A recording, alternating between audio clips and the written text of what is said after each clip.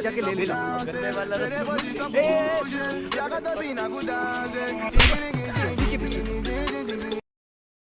और अपना चेक जाके ले लेना करने वाला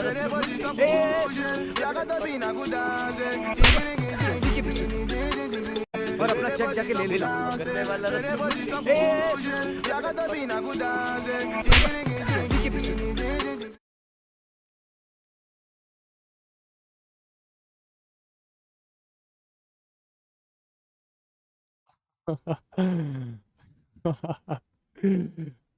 क्या हाल चाल है चपड़ गंजूस?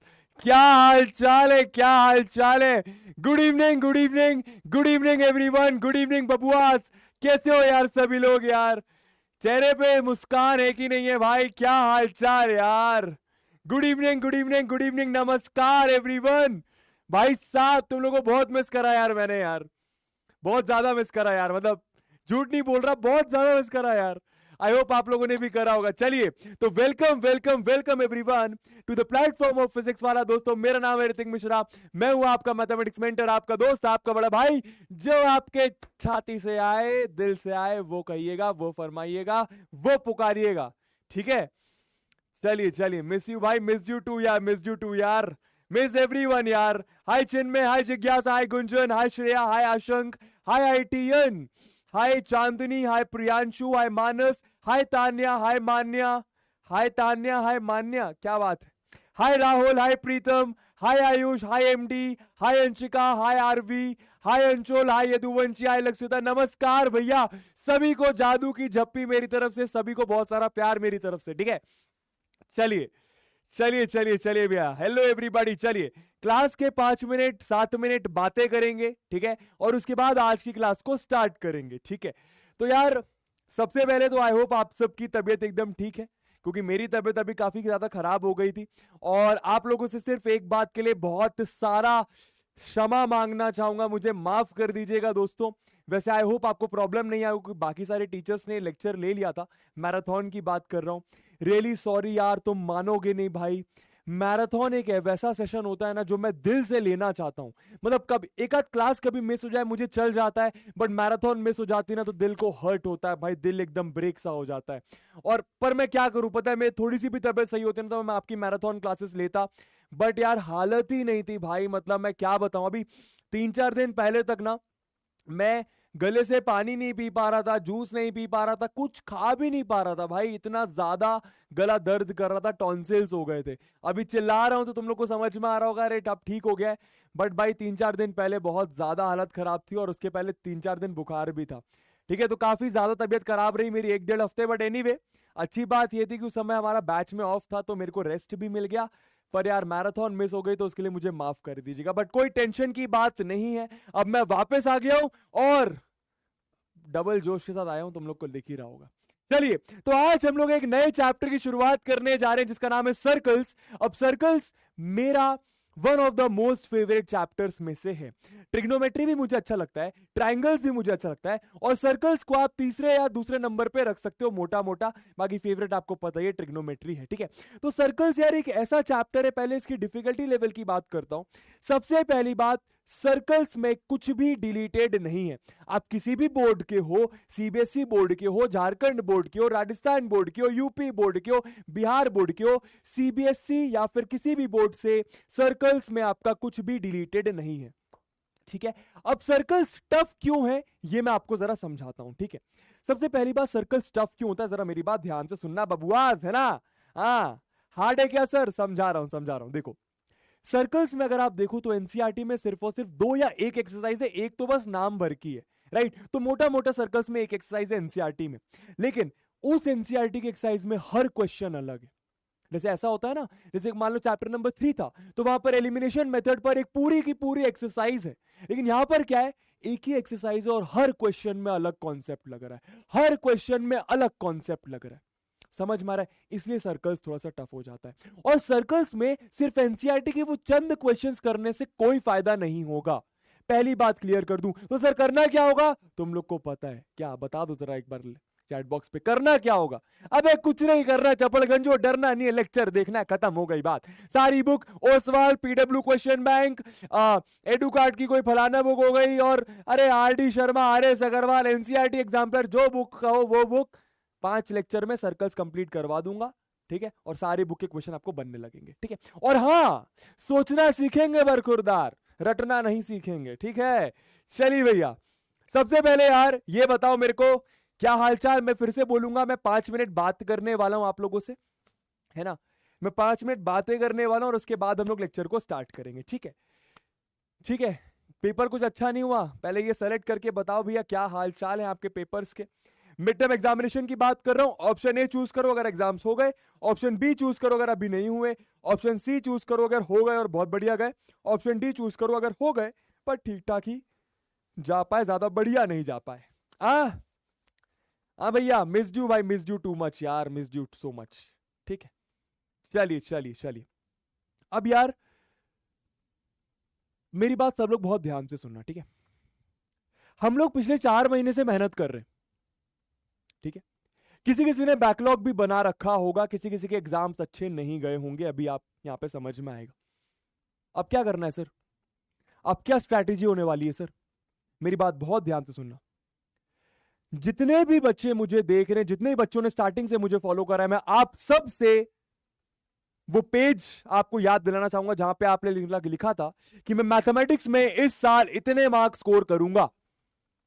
याद है वो पेज? नहीं याद तो कोई बात नहीं, आज फिर से बोलो कि मैं मैथमेटिक्स में इतने मार्क्स स्कोर करूंगा, और कितने? 70 नहीं, 80 नहीं, 90 नहीं, 95 नहीं, 100 में से 100। अब वो आए ना आए वो अलग बात है, लेकिन हम कोशिश ना करें वो गलत बात है। कहने का मतलब हम सबका दोस्तों, सबका, कोई ऐसा नहीं सोचेगा कि मेरे से नहीं होता, मैं टॉपर नहीं हूं, मेरा बैकलॉग बन गया, मेरे से कुछ नहीं होता, इतने सारे चैप्टर छूट गए, बहुत टफ लग रहा है। कोई कुछ नहीं सोचेगा। अभी माइंडसेट, राइट माइंडसेट रखो। अभी अपने दिमाग में बार बार बोलो, मैं मैथमेटिक्स एग्जाम में 100 में से 100 लाके दिखाऊंगा। चलो ठीक है, 20 मार्क्स प्रैक्टिकल के हटा दो, 80 में से 80 लाकर दिखाऊंगा। सर कैसे आएंगे? कुछ नहीं, सारे लेक्चर बस फॉलो करने। अभी क्या स्ट्रैटेजी होने वाली है? हमारे पास दोस्तों सिर्फ और सिर्फ 3 से 4 महीने बचे हैं, जिसमें से नवंबर का महीना आपका दिवाली के सेलिब्रेशन में चला जाएगा, मोटा मोटा, मानो ना मानो मेरी बात। दिसंबर का आधा महीना आपका यह सोचने में निकल जाएगा कि अरे पूरा साल निकल गया, बोर्ड के एग्जाम आने वाले, न्यू ईयर आने वाला है, फलाना ढिमकाना में आपका दिसंबर भी निकल जाएगा। तो आपके पास ज्यादा समय नहीं बचा है और जनवरी से आपके प्री बोर्ड स्टार्ट हो जाएंगे। तो कहने का मतलब क्या? अब हमें सीरियस होना है। अगर अभी तक हम सीरियस नहीं हुए हैं तो कोई बात नहीं यार, तेरा बैकलॉग बना, कोई बात नहीं, उसको 1 शॉट लेक्चर में कंप्लीट कर, खत्म बात। और उसके अलावा क्या करना है? अपनी एनसीईआरटी, समझ गए? मैं यहां पे रिपीट कर देता हूं, लिख देता हूं यहां पे। क्या किसी का बैकलॉग बन गया है? किसी का बैकलॉग बन गया है, कुछ मत करो, अब आप 1 शॉट लेक्चर्स, ठीक है? देखो, जो लेक्चर अभी मैं करवाने वाला हूं वो तो देखना ही देखना है, ठीक है? लेकिन पुराने लेक्चर्स अगर बैकलॉग बन गए तो प्लीज आप उसको 1 शॉट से कवर करें। और उसके बाद देखो भाई, 1 शॉट से पूरा काम नहीं होता है। उसके बाद आपको थोड़ी सी प्रैक्टिस करनी पड़ेगी। एनसीईआरटी लगा लो और पीवाईक्यूज लगा लो, हो गया आपका काम, हो गया आपका काम, खत्म बात। समझ में आ गया? क्लियर हो गया? 1 शॉट लेक्चर देखने में आपका पूरा दिन चला जाएगा। कहने का मतलब ऐसा नहीं कह रहा कि 24 घंटे का वीडियो होगा, नहीं, लेकिन आप 6 घंटे का भी वीडियो देखते हो, 5 घंटे का भी वीडियो देखते हो, 4 घंटे का भी वीडियो देखते हो, तो आपको मोटा मोटा पूरा दिन लग जाएगा एनसीईआरटी के क्वेश्चंस और पीवाईक्यूज करने से लेकर, ठीक है? तो ऐसी प्लानिंग करो, कोई लेक्चर बैकलॉग हो गया उसको 2 दिन में ये पूरी चीजों के साथ कंप्लीट करो। क्या मेरी बात समझ आ रही? तो लिखो ARH आ रही है बबुआज, लिखो ARH आ रही है बबुआज, ठीक है?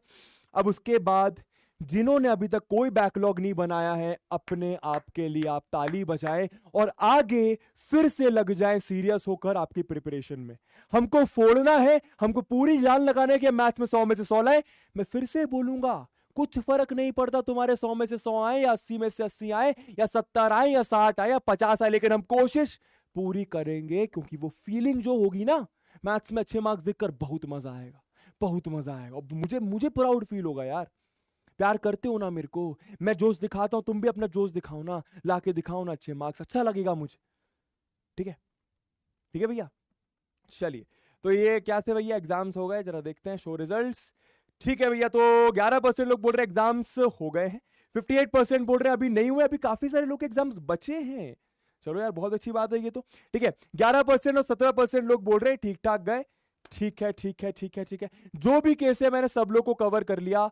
अब हमारा जोश हाई होना चाहिए, तुम बिल्कुल भी टेंशन मत लो। अब मैं तुम्हारे लिए क्या प्लान कर रहा हूं, मैं अब आप लोग को 1 या 1.5 हफ्ते बाद कुछ प्रैक्टिस शीट्स देना चालू करूंगा। ठीक है, वो प्रैक्टिस शीट में आपके वो सारे वैसे क्वेश्चंस होंगे जो जाहिर सी बात है मैंने लेक्चर्स में करा रखे हैं, पर वो सारे क्वेश्चंस आपको प्रैक्टिस करने हैं। मैं खुद बनाऊंगा वो प्रैक्टिस शीट, मैं खुद बनाऊंगा, आप लोग के लिए बनाऊंगा।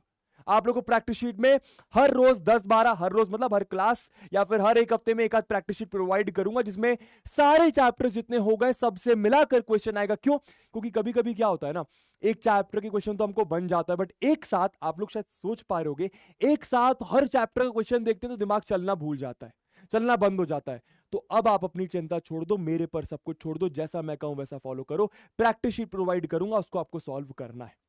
ठीक है, समझ आ गई थी बात? चलिए भैया, अब इसी के साथ भैया सर्कल स्टार्ट करेंगे, जरा आ जाइए जरा, है ना, और लिख दीजिए RHEH, रेडी है, एक्साइटेड है तो। ठीक है, बहुत प्यार करा यार तुम लोगों ने यार, मतलब मैं देख रहा था कुणाल सर की भी मैंने क्लास का कुछ क्षण देखा था, क्योंकि मुझे कुछ स्टूडेंट्स के मैसेजेस आए थे, तो बड़ा अच्छा लगा यार, और काफी इमोशनल हो जाता हूँ। ठीक है, और बहुत अच्छा लगा यार। अब चलो एक चीज सुनाता हूँ आपको, एक स्टूडेंट ने सेंड करी थी, आप शायद आप सब भी यही सोचते हो कहीं ना कहीं। ठीक है, सुनाता हूं, उसके बाद हम लोग लेक्चर को स्टार्ट करते हैं। ठीक है, तुम्हारा मन भी तुम्हारा हल्का हो जाएगा, काफी दिनों बाद मिल रहे हैं, बातें करना बनता है ना। चलिए, अच्छा, और हमारा सिलेबस नवंबर एंड में मैं खत्म कर दूंगा, मेरा ये प्रॉमिस है आप लोगों से। ठीक है, और उसके बाद मिलकर खूब रिविजन भी करेंगे, तो टेंशन लेने वाली बात नहीं, चल करके पढ़ाई करो। चलो, तो बच्ची ने लिखा है, समृद्धि नाम है बच्ची का, और उसने एक बहुत अच्छा सा पैराग्राफ लिखा है मेरे लिए। ऐसे ही बोल रहा हूं, 1 मिनट दे दो, उसका स्टार्ट करते हैं। ठीक है, चलिए। लाखों मिले पर कोई भी ना तुमसा मिला, पैराग्राफ की पहली लाइन है। लाखों मिले पर कोई भी ना तुमसा मिला, वैसा वाला। कॉन्सेप्ट पढ़ाने वाले तो बहुत मिले, पर दिल में उतरकर समझाने वाला कोई ना मिला। गलती करने पर डांटने वाले तो बहुत मिले, पर अरे चपड़ गंजुओ क्या कर रहे हो बोलकर अपना वाला फील दिलाने वाला कोई ना मिला। लाखों मिले पर कोई भी ना तुमसा मिला। मैथ्स नहीं बनती से लेकर मैथ्स ही बनती है तक का ट्रांसफॉर्मेशन कराने का शुक्रिया। पिद्दू से क्वेश्चन पर भी 20 मिनट लगाकर समझाने का शुक्रिया। हर क्लास में मोटिवेट करके कॉन्फिडेंस गिरने ना देने का शुक्रिया। समय समय पर रितिका मैम बनकर मूड लाइटवेट करने का शुक्रिया। ऑनलाइन होकर भी ऑफलाइन वाला फील दिलाने का शुक्रिया। शुक्रिया हर उस चीज का, शुक्रिया हर उस चीज के लिए जो शब्दों में बयां नहीं की जा सकती। तो थैंक यू सो मच यार समृद्धि, लव यू अलॉट यार, एंड लव एवरीबडी एल्स, क्योंकि मैं जानता हूं वे तुम साले, मजा आया, तुम आ जाओ यार, जादू की झप्पी यार। ठीक है, मिलूंगा तुमसे सबसे एक दिन, कभी ना कभी टकराएंगे। चलिए, तो क्लास को स्टार्ट करेंगे। All basic terms related to circle समझेंगे, टैंजेंट एंड सेकेंड का मतलब समझेंगे। इस चैप्टर में आपका सबसे ज्यादा इंपॉर्टेंट वर्ड है ये टैंजेंट। क्या है ये अभी आपको अगले 5 मिनट में क्लियर हो जाएगा। फिर समझेंगे कुछ थ्योरम्स। अच्छा, अब ये थ्योरम्स थोड़ी सी अटपटी सी हैं। कैसी हैं भैया? थोड़ी सी अटपटी सी हैं, बट चिंता की बात नहीं है। आज की मेजॉरिटी क्लास आपकी मेरे बताने में जाएगी, क्वेश्चंस हम लोग आज कम ही करने वाले हैं, अगली क्लास में क्वेश्चन ही क्वेश्चन करेंगे, क्योंकि सिर्फ और सिर्फ 3-4 थ्योरम्स और 3-4 थ्योरम पर आपका पूरा चैप्टर टिका हुआ है। क्लियर है भैया? चलिए चलिए, तो ये एटीट्यूड के साथ आगे बढ़ते हैं। सबसे पहले दोस्तों सारी कुछ बेसिक टर्म समझते हैं। ठीक है, सर्कल क्या होता है दोस्तों? एक सर्कल क्या होता है, अगर आप इसकी डेफिनेशन देना चाहो तो एक सर्कल क्या होता है? कुछ नहीं, मैं बताता हूं। ठीक है, एक सर्कल होता है कलेक्शन ऑफ, अरे सुनिएगा सुनिएगा सुनिएगा, ठीक है, collection of all those points in a plane.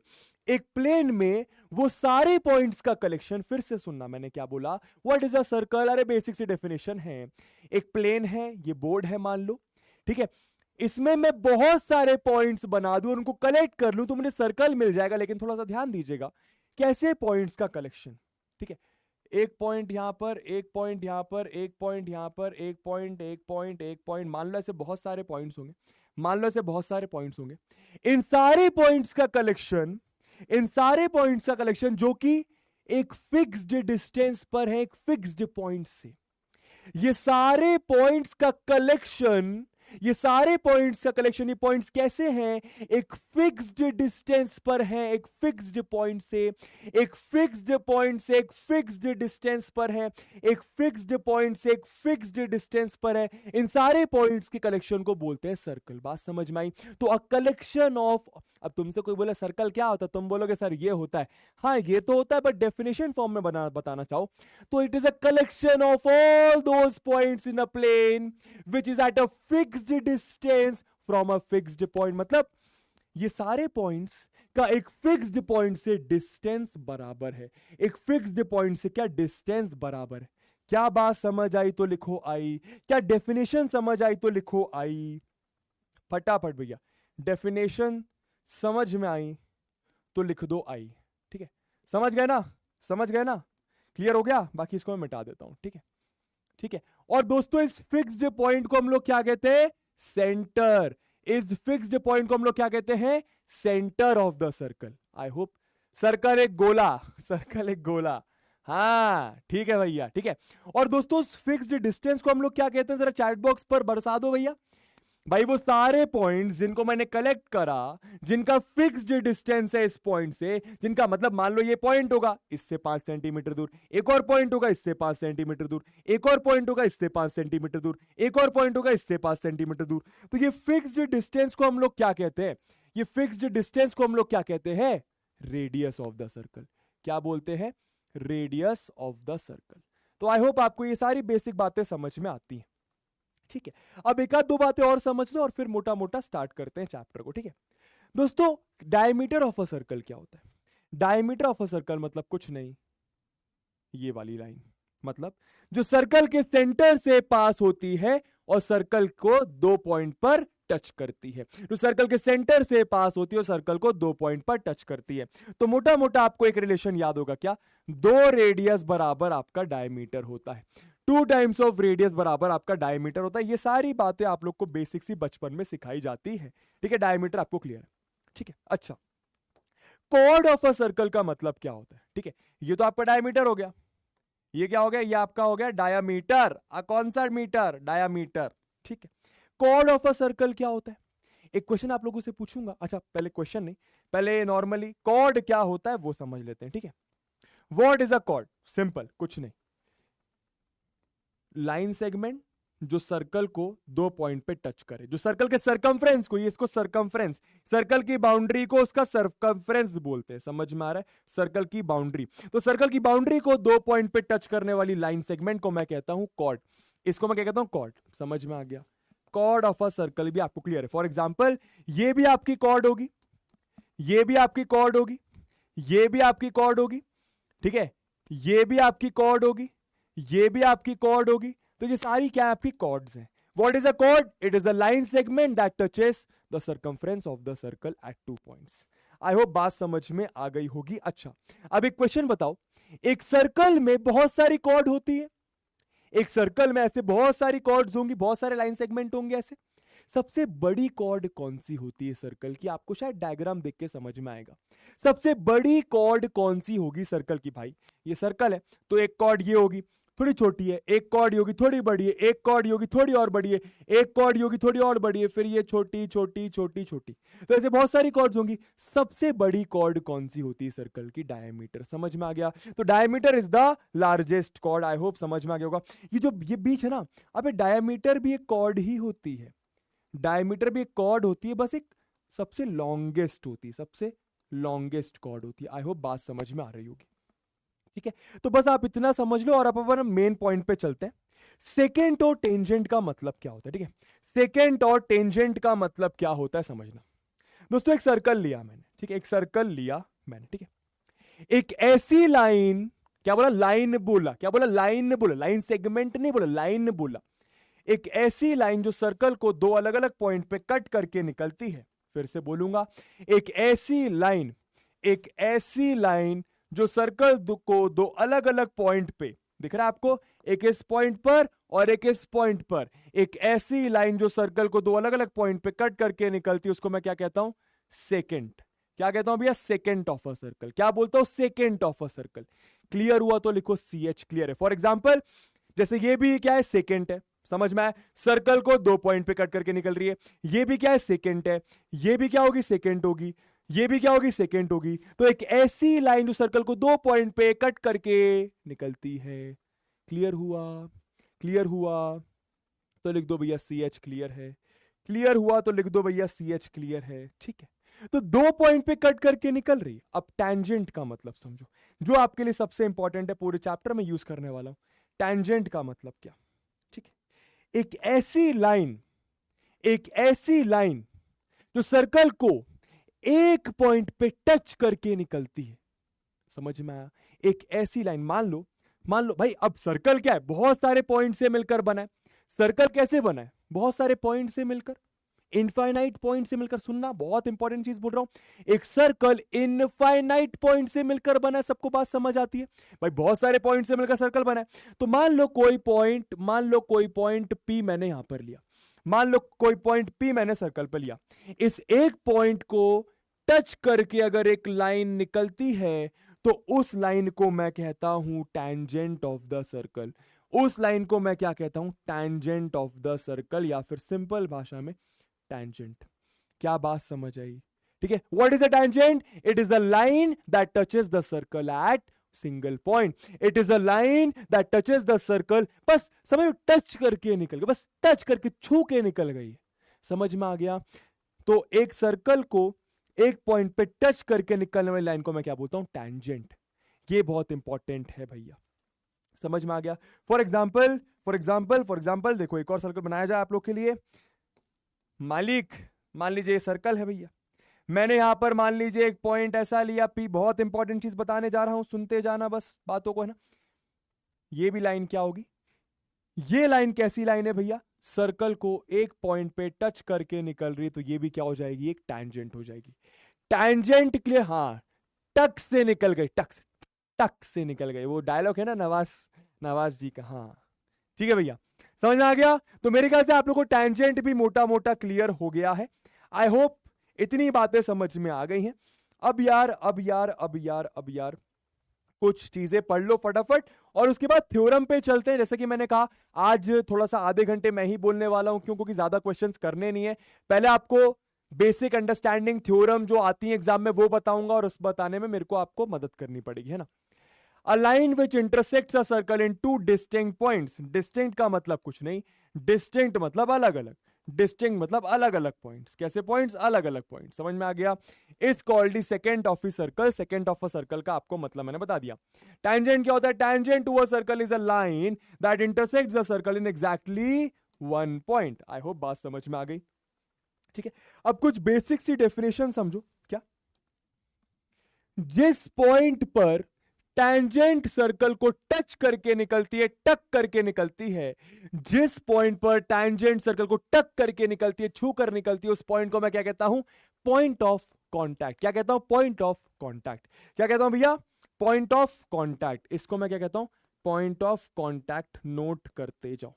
क्या कहता हूं इसको मैं? Point of contact. समझ में आ गया? समझ में आ गया? ठीक है भैया, क्लियर है भैया? यहां पे रीड भी कर लेना ये चीज फटाफट एकदम। क्या लिखा हुआ है?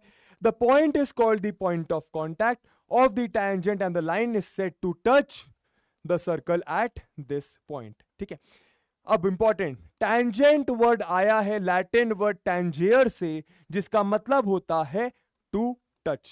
तो आप समझ गए होंगे टैंजेंट का मतलब लैटिन में टू टच होता है। खत्म बात।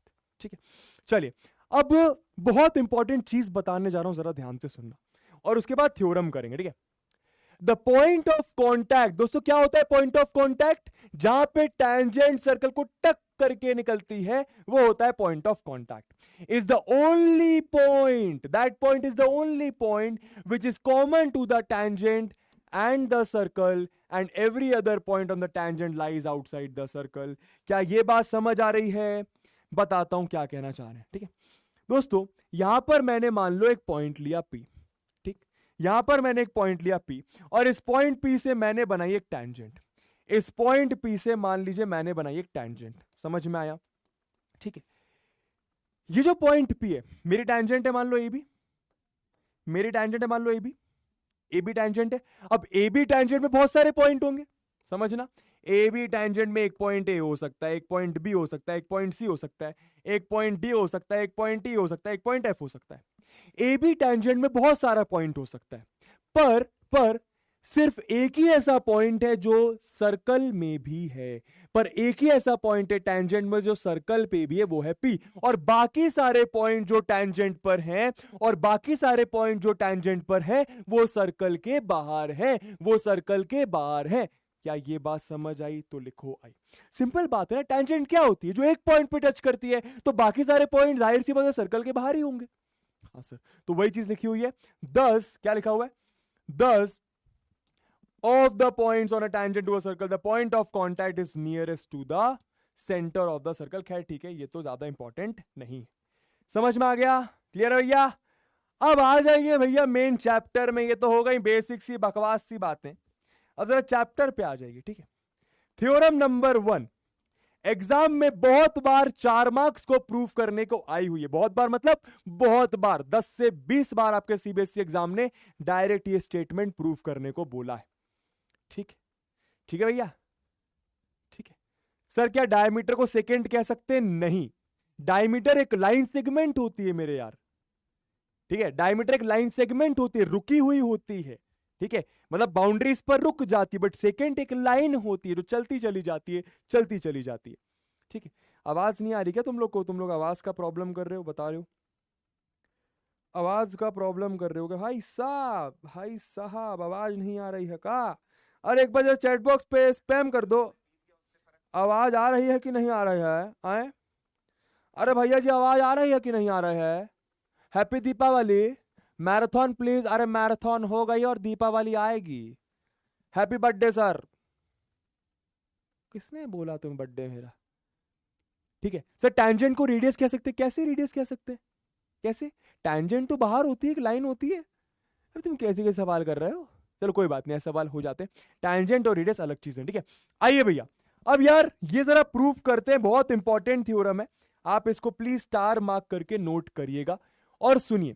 ये थ्योरम थोड़ी सी आपको फालतू लगेगी, बट कोई बात नहीं, इसके 4 मार्क्स होते हैं फालतू थ्योरम के भी। सुनना, थ्योरम में ज्यादा कुछ प्रूफ नहीं है, एक बार मैं करके दिखा दूंगा, बस समझना चीजों का मतलब और लिखना कैसे वो समझना। सबसे पहले समझो कि थ्योरम क्या कह रही है। A tangent to a circle is perpendicular to the radius through the point of contact। फटाफट चैट बॉक्स पे जरा बताना पॉइंट ऑफ कांटेक्ट मतलब क्या। फटाफट चैट बॉक्स पर बताना पॉइंट ऑफ कांटेक्ट मतलब क्या, फिर आपको मतलब समझाऊं। फटाफट चैट बॉक्स पर बताइए पॉइंट ऑफ कांटेक्ट का मतलब क्या। फटाफट बताइए, थोड़ा और बड़ा बना देंगे इसको। फटाफट बताइए पॉइंट ऑफ कांटेक्ट का मतलब क्या। फटाफट बताइए भैया, फटाफट बताइए। बताया कि चले गए? बताया कि चले गए? क्या होता है पॉइंट ऑफ कांटेक्ट? टैंजेंट होता है, टैंजेंट होता है। अबे हाँ, अबे पॉइंट ऑफ कांटेक्ट मतलब एक पॉइंट होता है। कहां पर होता है? Point of contact is a common point between the tangent and the circle. भाई ये वाले पॉइंट जहां पे टैंजेंट टक करके निकल रही है ना, टक करके जिस पॉइंट पे सर्कल को टच करके निकल रही है, उसको बोलते हैं पॉइंट ऑफ कांटेक्ट। समझ में आ गया? ठीक है, या फिर a point common to the circle and the tangent. Simple बात। ठीक है, अब समझना थ्योरम क्या कह रही है कि जो टैंजेंट होती है ना, वो रेडियस के परपेंडिकुलर होती है। थ्योरम ये कह रही है कि जो टैंजेंट होती है, भाई सर्कल का सेंटर मान लो ओ बोला, ठीक है, जो टैंजेंट होती है वो रेडियस के परपेंडिकुलर होती है। तो मान लो टैंजेंट आपकी है A B, point of contact है पी। मोटा मोटा क्या प्रूफ करना है? मोटा मोटा क्या प्रूव करना है? हमें यह प्रूफ करना है कि OP is perpendicular to A B. सबसे पहले ये बात बताओ, क्या समझ आई? क्या आपको याद भी रखना है क्वेश्चन करते समय? क्या? अरे भैया जो टैंजेंट होती है वो रेडियस के परपेंडिकुलर होती है, यानी वो रेडियस के साथ 90 डिग्री का एंगल बनाती है। मतलब अपन को मिलकर ये वाला एंगल 90 प्रूफ करना है, अपन को मिलकर ये वाला एंगल 90 प्रूफ करना है। आई बात समझ में? तो लिखो आई। आई बात समझ में? तो लिखो आई। ठीक है, लिखिए भैया आई। आप लोगों से पिछली बार मिला था तो बाल काफी बड़े थे। हाँ चलिए, मेरे ख्याल से बात समझ में आ गई होगी। अब इसको प्रूफ करने का बहुत ही फुद्दू तरीका है और ये प्रूफ करने को आता भी है, तो जरा ध्यान दीजिएगा, ठीक है। इजी है, बहुत इजी है, समझना बस ध्यान से, ठीक है। प्रूफ करने जा रहा हूं, क्या करने जा रहा हूं, प्रूफ करने जा रहा हूं, ठीक है, जरा ध्यान देना, ठीक। अच्छा, यहां पे आप गिवन में क्या लिखोगे, गिवन में आप ये लिख लेना कि भैया A B is a tangent, A B is a tangent, ऐसा लिख लेना, ठीक है, टू द सर्कल, ठीक है, to the circle with centre, आप ऐसे लिख दो, to the circle with centre O and radius R बोल सकते हो। समझ में आया, रेडियस आप इसका आर ऐसे कह सकते हो। समझ में आ गया, ये आपने गिवन में लिख लिया, ठीक है। अब आइए भैया प्रूफ देखिए। दोस्तों मैंने क्या करा, मैंने एक पॉइंट लिया, आर मान लो यहां पर और क्यू मान लो यहां पर। समझ में आया? तो सबसे पहले मैंने क्या करा, मैं आपको समझा दूंगा, मतलब टेक अ पॉइंट आपको ऐसा लिखना पड़ेगा, क्योंकि इस थ्योरम में सिर्फ और सिर्फ आपको लिखने से मार्क्स मिलेंगे, ठीक है, तो इसलिए लिखना पड़ेगा। जरा बोरिंग लगे तो जरा संभाल लीजिएगा। Take a point R on the circle, take a point R on the circle and a point Q outside the circle on the tangent, outside the circle on the tangent AB। क्या ये बात समझ आई? मेरे ख्याल से आई होगी। Proof करना बहुत आसान है। अब जरा प्रूफ देखो और उसके बाद लिखना भी बता दूंगा, ठीक है। दोस्तों मुझे एक बात बताओ, OP बराबर OR होगा? रीजन बताना जरा। OP बराबर OR होगा, यस और नो? भाई साहब OP बराबर OR होगा कि नहीं होगा? फटाफट यस और नो में आंसर बताइए। क्या OP बराबर OR होगा? क्या OP बराबर OR होगा? बताइए, ठीक है, बताइए भैया फटाफट। PDF मिल जाएगा? अबे सब मिल जाएगा चपड़गंजुओ, ठीक। OP बराबर OR होगा, क्यों? अरे भैया क्योंकि OP भी रेडियस है, OR भी रेडियस है, एक ही सर्कल का रेडियस है तो बराबर ही होगा ना। हाँ sir, radius of same circle है ना। क्या लिखोगे यहां पे? रेडियस ऑफ सेम सर्कल, तो जाहिर सी बात है बराबर भी होगा, ठीक है। अब थोड़ी और बातें बताओ कि भैया, क्योंकि मैंने क्या बताया था, टैंजेंट में कोई भी पॉइंट होगा इस पॉइंट ऑफ कांटेक्ट के अलावा, सुनना मेरी बात, टैंजेंट में कोई भी पॉइंट होगा इस पॉइंट ऑफ कांटेक्ट के अलावा, जैसे कि क्यू है, वो सारा सर्कल के बाहर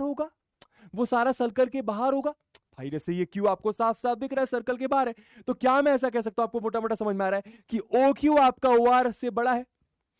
भाई ओ क्यू आपका OR से बड़ा है, यस और नो? ओ क्यू आपका OR से बड़ा होगा, क्यों? अरे क्योंकि क्यू आपका आउटसाइड द सर्कल है। आप बोलोगे सर क्या फालतू बात बता रहे हो, दोस्तों करना पड़ता है। Q is outside the circle, yes और नो? यस और नो, ये बात समझ आई? तो भैया क्योंकि क्यू सर्कल के बाहर है तो जाहिर सी बात है OQ डिस्टेंस OR से ज्यादा होगा। अब क्योंकि OR OP के बराबर है तो आपका OQ OP से ज्यादा होगा, ये सबसे इंपॉर्टेंट बात है, आपका OQ OP से ज्यादा होगा। भाई क्या ये बात समझ आ रही है? ये बहुत इंपॉर्टेंट बात है, इस पर जरा गौर करिए। OQ आपका OP से ज्यादा होगा, बस इतनी बात अगर समझ आ गई तो एक बार सब लोग मिलकर थम्स अप कर देना। बहुत कॉमन सेंस ही बात, एक बार सब लोग मिलकर थम्स अप कर देना। जैसे कि मैंने बताया, थ्योरम प्रूफ करना थोड़ा सा बोरिंग हो जाता है बट बहुत आसान है, इसी पेज में हो गई है प्रूफ। एक बार बस देखो, क्या सबको ये बात समझ आई? अबे OQ आपका OP से बड़ा होगा, क्यों? क्योंकि OQ OR से बड़ा है और OR आपका OP के बराबर है, तो OQ जाहिर सी बात है OP से बड़ा होगा। OQ OP से बड़ा होगा, OQ OP से बड़ा होगा। यस और नो? यस सर, बात समझ आई? ठीक है। अरे अभिषेक क्या पल्ले नहीं पड़ रहा? अभिषेक मेरे भाई एक बात बता, तुझे डायग्राम में इतनी पिद्दू बात नहीं समझ में आ रही कि OQ डिस्टेंस OR से बड़ा होगा? हाँ सर। अरे भैया तो OQ अगर OR से बड़ा है तो OQ आपका OP से भी बड़ा होगा। सही बात है। अबे कुछ रॉकेट साइंस थोड़ी बता रहा हूं, फिर से देखो, फिर से। अरे OQ OR से बड़ा होगा तो OQ आपका OP से बड़ा होगा, सिंपल बात। समझ में आ गई थी बात? मेरे ख्याल से आ गई, ठीक है। थम्स अप हो गया? समझ में आया कि नहीं आया? 95%, हाँ 96%, बहुत अच्छे। अब 4% वाले बुड़बक लोग जरा देखो, ओ क्यू ओ आर से बड़ा तो ओ क्यू ओपी से भी बड़ा, ठीक है। अब एक बात बताओ, एक छोटी सी बात बताओ, ये एक लाइन है और मान लो ये एक पॉइंट है, ठीक। आपको इस लाइन एल से इस पॉइंट पी तक जाना है, आपको इस पॉइंट एल से इस पॉइंट पी तक जाना है। कैसे ट्रैवल करो? ऐसे ट्रैवल करो, ऐसे ट्रैवल करो, ऐसे, समझ गए? फिर से बोलूंगा, ये ट्रैवल करो, ऐसे ट्रैवल करो, ऐसे ट्रैवल करो, या ऐसे ट्रैवल करो, ऐसे ऐसे एकदम परपेंडिकुलर एकदम, ठीक है, अच्छे से बन जा भाई। अबे हाँ, ऐसे ट्रैवल करो, या ऐसे ट्रैवल करो, या ऐसे ट्रैवल करो। अभी आपको नाम देता हूं, ओ से, आर लाइन से, क्यू लाइन से, सी लाइन से, एस लाइन से। कौन सी लाइन से ट्रैवल करोगे कि सबसे कम डिस्टेंस आपको ट्रैवल करना पड़ेगा लाइन एल से लाइन पी, पॉइंट पी तक जाने के लिए? वेरी गुड, सबको समझ में आता है। बता दो जरा, कौन से लाइन से ट्रैवल करोगे? ओ रास्ते से ट्रैवल करोगे, आर रास्ते से ट्रैवल करोगे, क्यू रास्ते से ट्रैवल करोगे, सी रास्ते से ट्रैवल करोगे, एस रास्ते से ट्रैवल करोगे? कौन से रास्ते से ट्रैवल करोगे कि आपको सबसे कम डिस्टेंस ट्रैवल करने की जरूरत पड़ेगी एल लाइन से पी जाने तक? समझ में आ गया? क्यों? सुना गया क्यों? क्यों? क्योंकि आपका कॉमन सेंस कह रहा है, क्योंकि आप एकदम सीधे जाओगे, एकदम सीधे जाओगे तब जाके तो आप एकदम कम डिस्टेंस ट्रैवल करोगे। इस डिस्टेंस को बोलते हैं, इस डिस्टेंस को, मान लो इसको मैं कह रहा हूं यहां पे, मान लो इसको मैं यहां पे ए कह देता हूं, इस एपी डिस्टेंस को हम लोग कहते हैं शॉर्टेस्ट डिस्टेंस। क्या कहते हैं? AP is the shortest distance. समझ में आया? और दोस्तों आप ही लोगों ने बताया कि एपी शॉर्टेस्ट डिस्टेंस है। भाई मैंने तो नहीं बताया, आप लोगों ने बताया एपी शॉर्टेस्ट डिस्टेंस है। हमेशा याद रखो, हमेशा याद रखो, इस शॉर्टेस्ट डिस्टेंस को हम लोग कहते हैं परपेंडिकुलर डिस्टेंस। हमेशा याद रखो, shortest distance between a point and a line, shortest distance between a point and a line is the perpendicular distance. ये बात समझ आई तो लिखो आई, ये बात समझ आई तो लिखो आई, और थ्योरम आपकी प्रूव हो जाएगी इसके बाद 2 मिनट में। समझ में आ गया क्या? वहां पे बेसिक बेसिक चीजें समझो, बस बेसिक बेसिक चीजें। क्या कि किसी लाइन से किसी पॉइंट का सबसे छोटा डिस्टेंस जो होता है वो परपेंडिकुलर डिस्टेंस होता है, सबसे छोटा डिस्टेंस जो होता है वो परपेंडिकुलर डिस्टेंस होता है। खत्म बात। समझ आ गया? आ गया भैया। अच्छा, अब यहां पर समझना दोस्तों, अगर मैं एक पॉइंट ए डैश ले लूं, अगर मैं एक पॉइंट ए डबल डैश ले लूं, अगर मैं एक पॉइंट ए ट्रिपल डैश ले लूं, या फिर मान लो यहां पर एक पॉइंट एक 4 बार डैश ले लूं, समझना मेरी बात, जैसे Q और O को नापा तो OQ आपका OP से बड़ा है। भाई Q आपका बाहर है, समझना, Q आपका सर्कल के बाहर है, तो ये सारे points A dash, A double dash, A triple dash, A 4 bar dash, ये सारे पॉइंट सर्कल के बाहर होंगे। तो अगर इन सारे पॉइंट का डिस्टेंस मैं O से नापूंगा, भाई जैसे मैंने OQ नापा वो OP से बड़ा आया, मैंने OQ नापा वो OP से बड़ा आया, वैसे आप O से OA डैश नापो, OA डबल डैश नापो, OA ट्रिपल डैश नापो, OA 4 डैश नापो, ये सारे पॉइंट्स आप यहां पे क्या लिखोगे? ऐसे। सिमिलरली, ब्लू पेन से ही करता हूं, सिमिलरली मेरी बात बहुत ध्यान, सब कुछ लिखने पर डिपेंड करता है। सिमिलरली OA डैश जो होगा, OA डबल डैश जो होगा, OA ट्रिपल डैश जो होगा, OA 4 बार डैश जो होगा, वो आपका बड़ा होगा OP से। यस और नो? इस लाइन का मतलब समझ में आया? इस लाइन का मतलब समझ में आया क्या? कि OA dash, OA double dash, OA triple dash, OA 4 बार डैश, सारे डिस्टेंस आपके इस OP से बड़े होंगे, सारे डिस्टेंस आपके OP से बड़े होंगे। क्यों? क्योंकि सारे पॉइंट सर्कल के बाहर हैं और ये P आपका सर्कल के ऊपर है। इतनी बात समझ आई तो लिखो आई, इतनी बात समझ आई तो लिखो आई फटाफट। और हो गया प्रूफ, और हो गया प्रूफ। फिर से बोलूंगा क्या? आप इस लाइन से, इस लाइन में आप टेंजेंट में कोई भी पॉइंट ले लो और उसका O से डिस्टेंस नापो तो वो हमेशा OP से बड़ा आएगा, वो हमेशा OP से बड़ा आएगा, वो हमेशा OP से बड़ा आएगा। तो मुझे एक बात बताओ, अगर सारे डिस्टेंस OP से बड़े आ रहे हैं, अगर सारे डिस्टेंस OP से बड़े आ रहे हैं, तो O से इस टेंजेंट का सबसे छोटा डिस्टेंस कौन सा हुआ? ओपी हुआ भाई। ओ ए डैश है, ओ ए होगा, ओ ए डबल डैश होगा, ओ ए ट्रिपल डैश। ओ से इस टेंजेंट पर कोई भी पॉइंट लो, सारे डिस्टेंस ओपी से बड़े होंगे, यानी ओ से ए बी का शॉर्टेस्ट डिस्टेंस ओपी है। ओ से ए बी का शॉर्टेस्ट डिस्टेंस ओपी है, और शॉर्टेस्ट डिस्टेंस को हम लोग कहते हैं परपेंडिकुलर डिस्टेंस। हो गया प्रूफ। समझ में आया? समझ में आया? यहां पे क्या लिखोगे आप? Therefore OP is the shortest distance between O and AB, between O and AB, ठीक है, and the shortest distance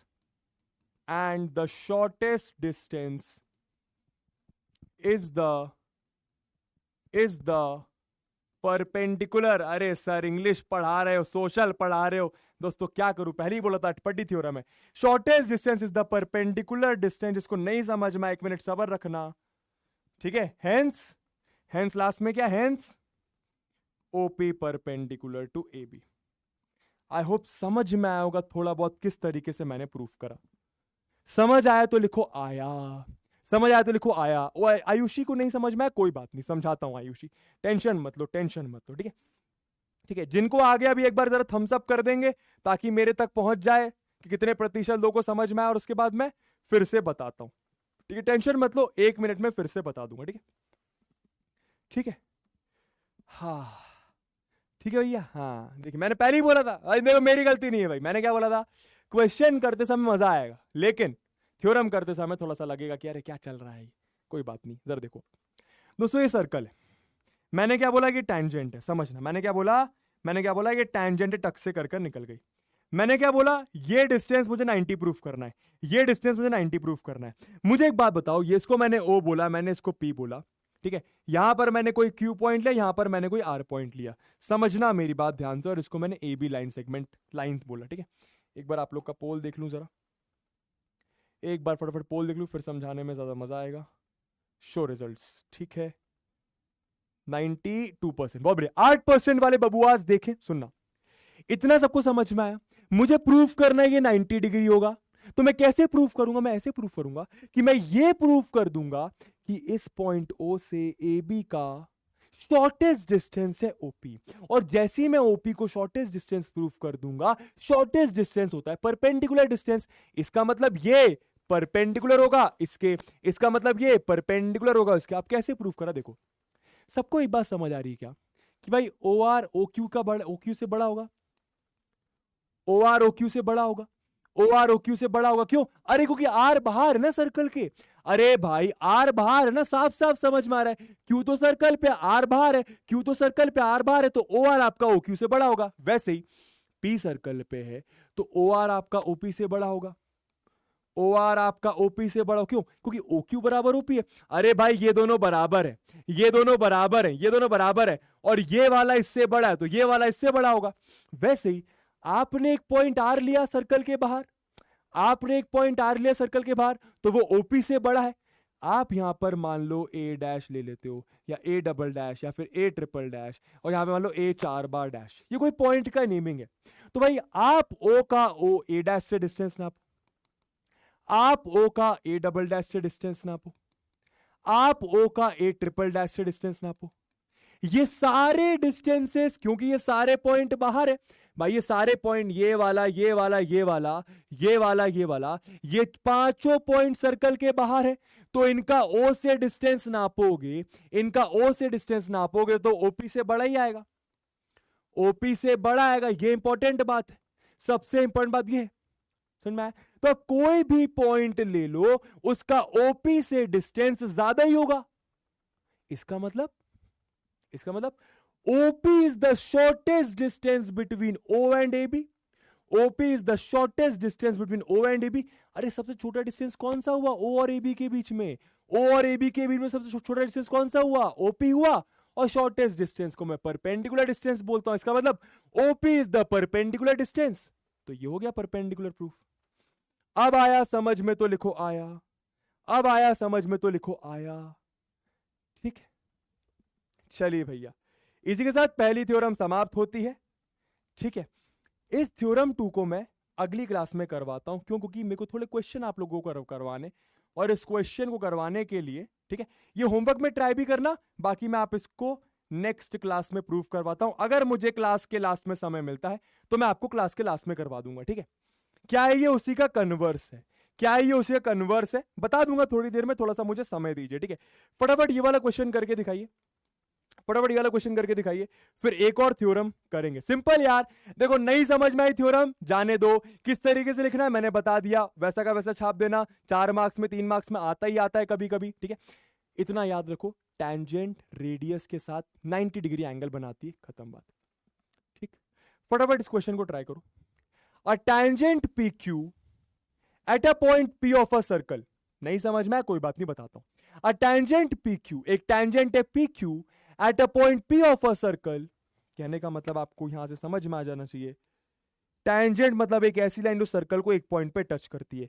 कौन से पॉइंट पे टच कर रही है, लिखा हुआ है a tangent P Q at a point P of a circle, मतलब सर्कल पर एक पॉइंट है और मान लो ये आपकी टैंजेंट होगी पी क्यू। समझ में आ गया, ये आपकी टैंजेंट होगी पी क्यू। क्लियर हो गया? हो गया सर, आगे देखना। ऑफ रेडियस 5 सेंटीमीटर, तो मान लो भैया यहां पे मैं ऐसा रेडियस 5 सेंटीमीटर का बना देता हूं। ठीक है सर, थोड़ा सा आप पेन पतला हो जाइए। ठीक है भैया, सुनिएगा। Meets a line through the centre O, नहीं समझ में आया, जाने दो, आगे रीड करो। At a point Q so that O Q, देखो क्या लिखा हुआ है, ओ क्यू। ओ क्यू मतलब सर्कल का सेंटर ओ है, तो ओ क्यू की बात कर रहे हैं, मतलब आप ओ क्यू को भी ज्वाइन कर दोगे। हाँ सर, बात समझ में आ गई। ओ क्यू आपको 13 दिया हुआ है। फटाफट भाई, सबको ये बात समझ आती, सबका आंसर आ भी गया। अबे चपड़ गंजू, अब भी पढ़ा क्या? ओपी आपका पीक्यू के परपेंडिकुलर होगा, यस और नो, यस और नो, यस और नो, बताइए भैया। गिवन में आप ऐसा लिख दोगे क्या कि ओ क्यू आपको 13 सेंटीमीटर दिया हुआ है, OP is equals to radius आपको 5 सेंटीमीटर दिया हुआ है। जब आप प्रूफ या फिर सॉल्व करने जाओगे, ठीक है, अपन को क्या निकालना है, टू फाइंड यहां पे लिख लो, आप ऐसे लिख सकते हो, टू फाइंड क्या, पी क्यू। तो जब आप सॉल्यूशन करने जाओगे, फाइंड करने जाओगे पी क्यू, आप सबको पता है क्या, OP is perpendicular to P Q. याद रखिए, रीजन लिखना जरूरी है क्या, radius is perpendicular to the tangent, या फिर tangent is perpendicular to the radius. क्या लिखोगे, टैंजेंट इज, दोस्तों लिखना पड़ता है, ये नहीं लिखोगे आधे मार्क्स कट जाएंगे, कोई मतलब नहीं है। पूरा क्वेश्चन सही कर दो, 12 आंसर कह दो, लेकिन आपका आंसर पूरा मार्क्स नहीं मिलेगा। Tangent is perpendicular to the radius, ठीक है भैया, समझ में आ गया भैया? तो ये परपेंडिकुलर है, तो एक 90 डिग्री के ट्राइंगल में पी क्यू निकालना है, सबको पता है, पाइथागोरस थ्योरम यूज करना है। तो भैया हो गया, अब मैं क्या ही बताऊं, कर लेना, पी क्यू 12 आ जाएगा, पी क्यू 12 सेंटीमीटर आ जाएगा। कर दूं क्या पूरा? कर दूं, चलो कर देता हूं। Therefore in triangle O P Q by Pythagoras theorem by P theorem, कौन सी थ्योरम? By P theorem. क्या लिखोगे भैया, ओ क्यू का स्क्वायर 12 ओ पी का स्क्वायर 12 प्लस पी क्यू का स्क्वायर। सही बात है, सही बात है गुरुजी। आगे देख लीजिए, ओ क्यू आपका 13, तो 13 का स्क्वायर बराबर 5 का स्क्वायर प्लस पी क्यू का स्क्वायर। ओके सर, 13 का स्क्वायर 169, 5 का स्क्वायर 25, इधर आके -25 पी क्यू का स्क्वायर। तो ये हो गया कितना, 144 बराबर है पी क्यू का स्क्वायर। तो भैया पी क्यू उधर जाके प्लस माइनस √144, और बच्चा बच्चा जानता है कि क्योंकि एक लाइन सेगमेंट नेगेटिव नहीं हो सकता, तो आंसर हो जाएगा 12 सेंटीमीटर। लो भैया, बच्चों की तरह पूरा कर दिया। ठीक है, क्लियर है भैया? क्लियर है? अबे आसान क्वेश्चन था यार, आगे चलो। हट हट हट, क्या करवा रहे हो मेरे से? फटाफट आंसर करना भैया, बेसिक बातों का फटाफट, जैसे कि मैंने कहा, देखो पहली क्लास है, बेसिक होता है, जरा देखिएगा। ठीक, तुम लोग को मैडम लोगों से बड़ा प्यार होता है, कभी तुम रितिका मैम बुला लेते हो, आजकल देख रहा हूं तुम लोग को मैडमों का बड़ा शौक है। कर दे फिर एक टीचर इंग्लिश मैथ्स की मैडम ले आए, बताओ कोई मैडम को ले आए, बताइए कोई अच्छी धासु मैडम आए? कोई नहीं लाएंगे तुम्हारे, तुमको सिर्फ एक ही मैडम मिलेगी, वो भी छोरे के रूप में, रितिका मैडम। पढ़िएगा जरा क्वेश्चन को, क्या लिखा हुआ है? The common point of a tangent and the circle is called, बताइए भैया, इंग्लिश वाली मैडम है ये, ठीक, जरा देखिएगा। The common point of a tangent and the circle is called, क्या बोल रहे भैया? कॉमन पॉइंट को क्या बोलते हैं जो टेंजेंट और सर्कल के बीच में होता है? Point of contact. क्या बोलते हैं? Point of contact. देखो यार, बेसिक बातें समझ में आनी चाहिए, ठीक है? ये बेसिक बातों से कभी कभी 1 मार्क्स का क्वेश्चन आ जाता है, और 1 मार्क्स भी हमारे लिए इंपॉर्टेंट है, क्योंकि हमें 100 में से 100 स्कोर करना है, ठीक है? समृद्धि मैम की आवाज कैसे निकालूं? कैसी बातें करते हो, कुछ भी कुछ भी। अ सर्कल में हैव डैश पैरेलल टेंजेंट्स। अच्छा, ये बहुत इंपॉर्टेंट है। सर्कल में कितनी पैरेलल टेंजेंट्स हो सकती है? सर्कल में कितनी पैरेलल टेंजेंट्स हो सकती है? सोच के बताओ जरा। एक सर्कल में कितनी, भाई देखो, मान लो आपने एक पॉइंट इधर लिया, ठीक है, तो ये पैरेलल, ठीक है। अब इसके पैरेलल लाइन तो यही बनेगी, इसके जस्ट अपोजिट, समझ गए? तो बताना जरा, एक सर्कल के पास कितनी पैरेलल टेंजेंट्स हो सकती हैं? एक सर्कल के पास कितनी पैरेलल टेंजेंट्स हो सकती हैं? अ सर्कल में हैव, नहीं, इनफाइनाइट नहीं हो सकती दोस्तों, इनफाइनाइट नहीं हो सकती, ठीक है? सर्कल के पास कितनी पैरेलल टेंजेंट्स हो सकती हैं? अबे पैरेलल मतलब इनफाइनाइट मतलब क्या? सारी टेंजेंट एक दूसरे के पैरेलल, ऐसा नहीं होता, ठीक है? सर्कल के पास सिर्फ और सिर्फ 2 पैरेलल टेंजेंट्स हो सकती हैं। क्लियर कर लेना ये बात, ठीक है? चलिए, अच्छा, अब इसी में अच्छा क्वेश्चन क्या आता है? ये तो बहुत आसान है। A tangent to a circle intersects it in कितने पॉइंट्स? एक टेंजेंट सर्कल को कितने पॉइंट पे इंटरसेक्ट करती है? Only 1 point. ये मेरे ख्याल से समझ में आ गया होगा, ठीक है? A line intersecting a circle in 2 points is called a, एक लाइन जो सर्कल को 2 पॉइंट पे इंटरसेक्ट करती है उसको क्या कहते हैं? क्या कहते हैं? क्या कहते हैं? बताना जरा, क्या कहते हैं? बताना जरा, क्या कहते हैं? सेकांट। क्या कहते हैं? सेकांट। समझ में आ गया? ठीक है भैया। The angle between the tangent and the circle and the radius through the point of the contact is the 90 degree। Basic बातें आपको क्लियर है। चलिए, अब ये अच्छा क्वेश्चन है। How many tangents can a circle have? Sir क्या बच्चों वाली मैथ्स पढ़ा रहे हो? मिलो तुम अगली क्लास में, बताता हूँ। मिलो तुम अगली क्लास में, बेसिक क्लास से पहले ही बोल दिया मैंने, ठीक है? How many tangents can a circle have? एक सर्कल के पास कितनी टेंजेंट्स हो सकती हैं? बस ये सोचो, व्हाट इज अ टेंजेंट? जो सर्कल को एक पॉइंट पे टच करके निकलती है। तो जितने पॉइंट होंगे उतनी टेंजेंट होंगी, जितने पॉइंट होंगे उतनी टेंजेंट होगी। भाई, सर्कल पे जितने पॉइंट्स होंगे उतनी टेंजेंट होंगी। एक यहां से, एक यहां से, फिर ऐसे ऐसे, समझ गए हो गया ना? तो कितनी टेंजेंट होगी? क्योंकि एक सर्कल इनफाइनाइट पॉइंट से मिलकर बनता है, तो इनफाइनाइट पॉइंट्स मतलब बहुत सारे पॉइंट्स, तो हर एक पॉइंट से टेंजेंट भी निकल सकती है। तो बस इनफाइनाइट टेंजेंट, ये आपका आंसर है ना? आई होप आपको ये बेसिक बातें समझ में आ रही होंगी। चलिए यार, अब जरा नोट कर लो चैप्टर की दूसरी सबसे इंपॉर्टेंट थ्योरम, ठीक है? एक मैंने आपको छुड़वा दी है, कन्वर्स ऑफ थ्योरम 1 है वो।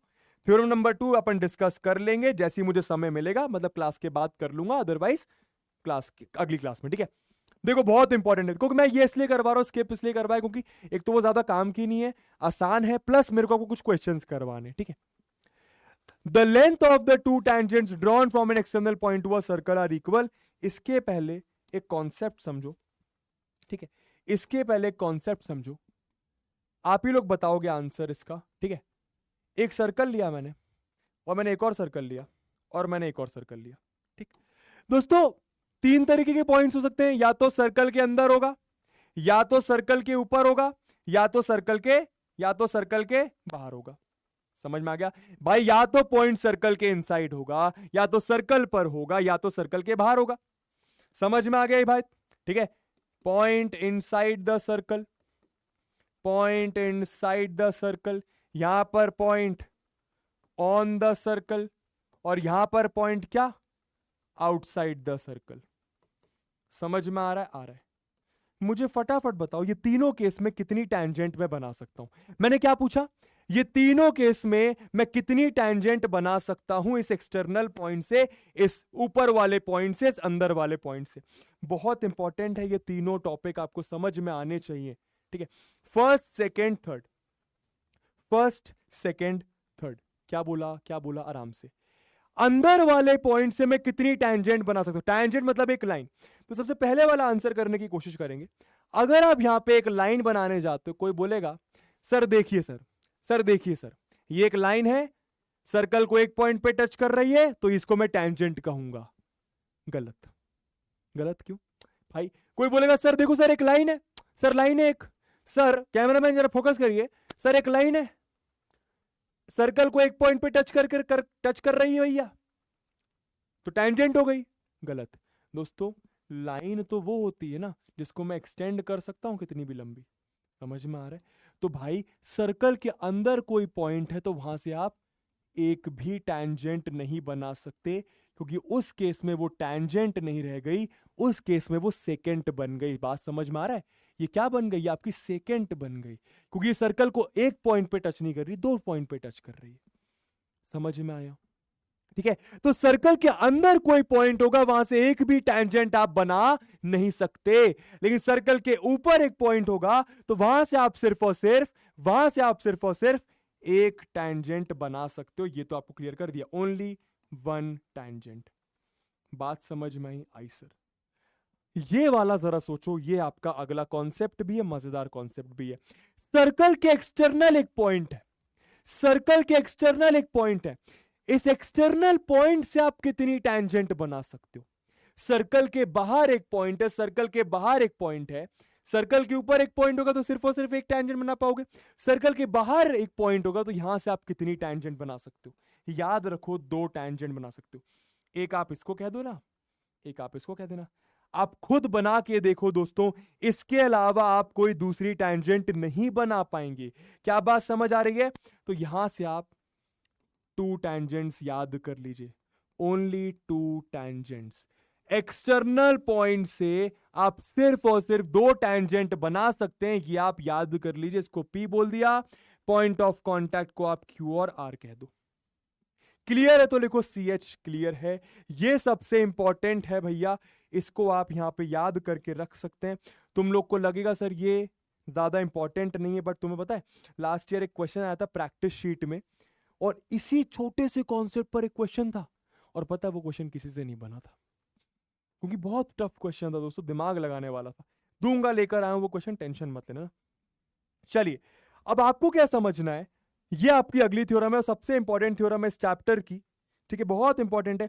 एक थ्योरम समझ गए, टैंजेंट और रेडियस के बीच में 90 डिग्री का एंगल होवेगा। ओके सर, अच्छा अब समझो, सर्कल है, सर्कल के बाहर मैंने एक पॉइंट लिया, मान लो P ले लिया। ठीक, हम लोग जानते हैं एक्सटर्नल पॉइंट से मैं कितनी टैंजेंट बना सकता हूं? सिर्फ और सिर्फ दो। ठीक है, एक्सटर्नल पॉइंट से मैं सिर्फ और सिर्फ दो टैंजेंट बना सकता हूं। तो मान लो मैंने PQ टैंजेंट बनाई, और मान लो मैंने PR टैंजेंट बनाई। समझ में आ गया सर? अब समझना। ठीक है, ये लोग क्या कह रहे हैं, ये लोग क्या कह रहे हैं, आप जरा बता दो, ये लोग क्या प्रूफ करने को कह रहे हैं, ये आप बता दो। The length of two tangents drawn from an external point to a circle are equal. Proof करना बहुत आसान है, आप लोग मेरे बिना बताए कर सकते हो, बट पहले ये बताओ प्रूफ क्या करना है। The length of two tangents, जो दोनों tangent की लेंथ है जो आप एक्सटर्नल पॉइंट से बना सकते हो, एक्सटर्नल पॉइंट से आप दो tangent बना पाओगे, उन दोनों tangent की जो लेंथ है वो क्या होती है? इक्वल होती है। मतलब क्या प्रूफ करना है आपको? आपको प्रूफ करना है PQ बराबर PR। अब ये प्रूफ करने को नहीं आता है ज्यादा, बट इसका यूज हर क्वेश्चन में होता है। ठीक है, अब कैसे प्रूफ करेंगे उसके लिए कुछ कंस्ट्रक्शन कर रहा हूं, और आप लोग फिर मुझे कंस्ट्रक्शन मेरा देखने के बाद बताइएगा किस तरीके से प्रूफ करेंगे। दोस्तों, मैंने एक सर्कल का सेंटर बनाया O, मैंने सेंटर से Q को ज्वाइन करा, और मैंने सेंटर से R को ज्वाइन करा, और एक और चीज मैंने करी, मैंने P को O से ज्वाइन करा। समझ लो, बहुत इंपॉर्टेंट। और लास्ट थ्योरम, और उसके बाद क्वेश्चन करेंगे। ठीक है, जरा देखिए, last theorem of the chapter है, और उसके बाद क्वेश्चन ही क्वेश्चन, मतलब एक लास्ट और एक और है वो, लेकिन वो इसी से हो जाएगा। ठीक है, मुझे सबसे पहले बताओ ये वाला और ये वाला एंगल कितना होगा और क्यों? ये वाला और ये वाला एंगल कितना होगा और क्यों? फटाफट। ये येलो वाले एंगल कितने होंगे और क्यों? फटाफट बताओ, फटाफट बताइए। आप लोगों के मुंह से ही मैं निवाला छीनूंगा। निवाले का मतलब क्या? आंसर छीनूंगा। आप ही लोग बताओगे किस तरीके से प्रूफ करना है। ठीक है, सब लोग बोल भी रहे हैं बट मैं आप लोग के मुंह से ही पूछूंगा, टेंशन मत। ठीक है, तो भैया ये दोनों एंगल 90 होंगे। क्यों भाई? ओ क्यू रेडियस है, ये टैंजेंट है। भाई सबको समझ में आ रहा है ना? टैंजेंट रेडियस के परपे 45 वाला कौन है? ए 45, ए 45 इधर आ जरा। 45 45 देखो यही है। रेडियस टैंजेंट परपेंडिकुलर होता है, मतलब ये आपका 90 डिग्री होगा और ये भी आपका 90 डिग्री होगा। समझ में आ रहा है? तो आप सिंपल क्या सबसे पहले क्या लिखोगे यहां पे? O Q perpendicular to Q P and O R perpendicular to P R. बात समझ में आ रहा है? यहां पे रीजन क्या लिख दोगे? Tangent is perpendicular to the radius. ये काम आता है, टैंजेंट इज टेंजेंट। अब तुम लोगों को मैं परपेंडिकुलर टू, एक मूवी याद आ गई मुझे, तुम लोगों ने शायद नहीं देखी होगी और देखना भी मत, जब 18 साल के हो जाओ जब देखना। ठीक है, गैंग्स ऑफ वसेपुर करके एक मूवी है और उसमें एक कैरेक्टर का नाम होता है टेंजेंट। टेंजेंट क्यों नाम होता है उसमें पता चल जाएगा। बहुत ही बढ़िया मूवी यार, one of the finest movies Indian cinema has ever made. चलिए एनीवे, तो ये अपन को समझ में आ गया। अब जरा प्रूफ देखो। मुझे एक बात बताओ, क्या प्रूफ करना है? आप लोग बताओगे क्या प्रूफ करना है? पी क्यू बराबर पी आर। दिमाग में क्या आना चाहिए? दिमाग में क्या आना चाहिए? देखो, पी क्यू बराबर पी आर प्रूफ करना है, मतलब पी क्यू आपको एक ट्रायंगल का पार्ट दिख रहा है, पी आर आपको एक दूसरे ट्रायंगल का पार्ट दिख रहा है। तो मोटा मोटा क्या, पी क्यू देख ली, 18 साल के हुए नहीं हो और लग गए हो ये सब हरकतों में। मजाक कर रहा हूं। देखो देखो देखो, पी क्यू बराबर पी आर प्रूफ करना है। तो भाई मोटा मोटा क्या समझ में आ रहा है कि ट्रायंगल का एक साइड किसी दूसरे ट्रायंगल के साइड से इक्वल लाना है। जब भी आपको, और ये सर्कल्स में काम आएगा आगे, जब भी आपको दो ट्रायंगल के साइड्स इक्वल प्रूफ करना होता है, फिर एंगल इक्वल प्रूफ करना होता है, आपके खोपड़िया में एक कॉन्सेप्ट चमकना चाहिए। क्या? कि दोनों ट्रायंगल को कॉन्ग्रुएंट कर दीजिए। समझ में कैसे दिमाग चलता है? समझ में कैसे सोचना पड़ता है? भैया पी क्यू एक ट्रायंगल का पार्ट, पी आर एक ट्रायंगल का पार्ट। देखो मैं छोटी छोटी चीजों पे बार बार टाइम क्यों देता हूं? क्योंकि जब टफ क्वेश्चन आते हैं ना, यही छोटी चीजें आपको मदद करती हैं। अभी आपको समझ में आ जाएगा 2-3 क्लासेस के बाद। तो पी क्यू बराबर पी आर करना मतलब दो ट्रायंगल के साइड इक्वल प्रूफ करना, मतलब दिमाग में क्या आएगा? कॉन्ग्रुएंसी। सिंपल, फटाफट करूंगा। In triangle PO Q, in triangle PO Q and PO R and triangle POR क्या क्या इक्वल है गुरुजी? इस ट्रायंगल का 90, इस ट्रायंगल का 90, यानी एंगल OQP बराबर एंगल ORP। समझ में आ गया? Each 90 degree, each 90 degree. और क्या इक्वल है भैया? ऊपर वाले ट्रायंगल में भी PO है, नीचे वाले ट्रायंगल में भी PO है। तो मोटा मोटा समझ में आया कि PO बराबर OP। Common side, common side. Criteria जरा बताना चैट बॉक्स पर। ठीक है, और क्या इक्वल दिख रहा है? OQ बराबर OR होगा। भाई OQ रेडियस है, OR रेडियस है, सेम सर्कल का है, तो OQ बराबर OR होगा। क्यों दोस्तों? इन सब के मार्क्स होते हैं radius of same circle, radius of same circle. Criteria बताना जरा चप्पड़गंजो, क्राइटेरिया बताना जरा। एसएस वाले जरा देखिएगा, एसएस वाला देखिएगा। कोई बोलेगा गुरुजी एक एंगल इक्वल और दो साइड इक्वल, गुरुजी एक एंगल इक्वल और दो साइड इक्वल, तो गुरुजी एक एंगल इक्वल दो साइड इक्वल तो एसएस लग गया। कितने चप्पड़गंजू बोल रहे हैं एसएस लग गया? हाँ आरएचएस, आरएचएस, वेरी गुड। देखो जिनको एक्चुअली होता क्या है कि हम लोग ने इतनी मैथ्स पढ़ी ही नहीं होती कि हम एसएस और आरएचएस में डिफरेंस बता पाए। कोई बात नहीं, मैं हूं ना, टेंशन मत लो। ठीक है दोस्तों, एसएस अलग चीज है। एसएस तब लगता है जब दो साइड के बीच वाला एंगल इक्वल हो। भाई आपकी ये दोनों साइड है, आपकी ये दोनों साइड है, भाई ये वाली साइड इसके बराबर और ये वाली साइड कॉमन, तो बेसिकली इस ट्रायंगल के दो साइड की बात करी जा रही है, इस ट्रायंगल के दो साइड की बात करी जा रही है।